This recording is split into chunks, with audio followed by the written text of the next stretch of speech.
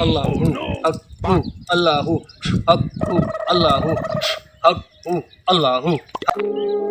यार घर में आटा नहीं है, बच्चे भूख से मर रहे हैं, महंगाई इतनी है, कोई हल बताओ ना। मैं पीर साहब को जानता हूँ, चलो उससे मदद लेते हैं। चलो। हाँ चलो चलो।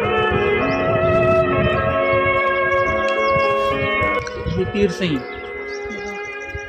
अस्सलामु अलैकुम वरहमतुल्लाहि वबरकातुहू।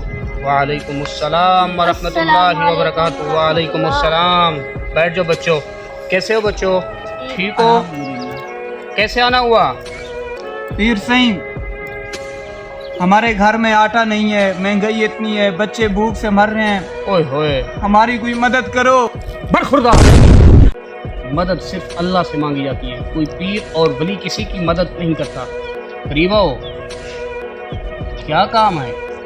जी पीर सिंह, घर में आटा नहीं है, बच्चे भूखे मर रहे हैं, हमारे लिए कुछ ताउन वगैरह कर दो। अरे भाई, पीर से तो खुद ही आटे के लिए बैठे हुए हैं।